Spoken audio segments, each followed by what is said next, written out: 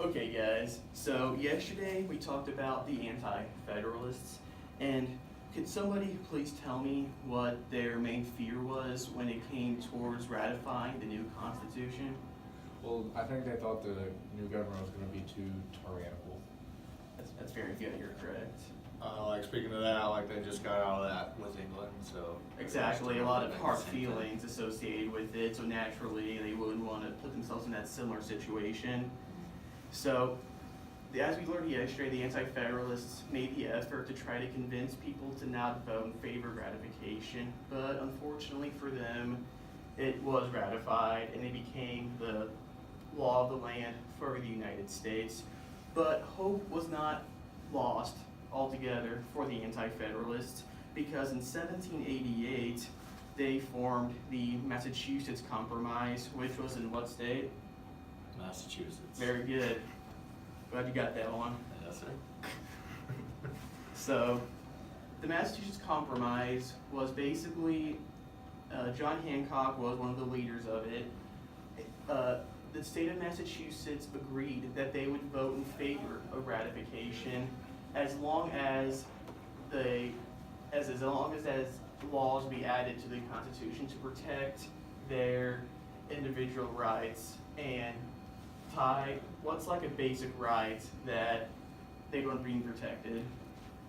You're talking about like freedom of speech. It's exactly, they wanted to make sure they could have those types of freedoms.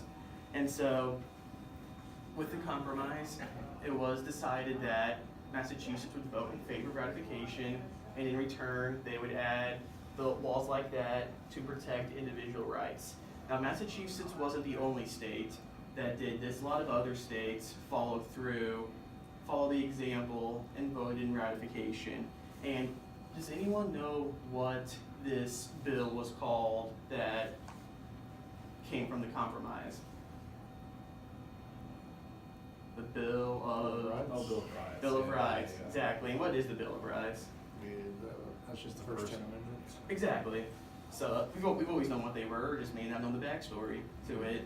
And obviously, the Bill of Rights, it protects our freedom of speech, freedom of press, right to bear arms. The military cannot house soldiers in your home. And if you think about the Intolerable Acts with Britain, that's what they did. They put, as we learned yesterday in the other union about the American Revolution, they put their British soldiers in colonist homes. So really, when you take a look at the Bill of Rights, you can really see a reflection of those fears and what they did not want to happen.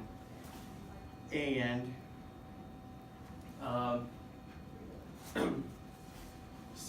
and the Bill of Rights is something that we really see show up today in a lot of ways. What kind of restrictions should be placed on gun ownership, if any at all? Is Colin Kaepernick within his rights to take a knee during the national anthem? The Bill of Rights is something that we see it every day, we just may not realize it. So, my final question for you guys is, if you were an anti-federalist in this time in United States history, would you find the Bill of Rights as a fair compromise?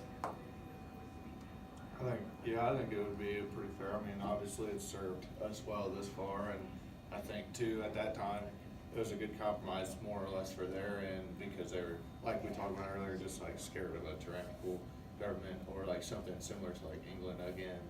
So I think it served the American people, right, and then it helped ease any kind of tension that they would feel from previous, situations. Exactly. I think it set a pretty nice standard of what we would see in the future with the government, this compromise. Like, hey, you guys want this? Okay, we'll do that, but we want this in return. We kind of see that trend kind of set right here, which I think is really important.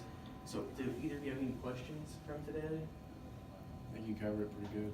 Perfect. Thank you guys. Have a great day.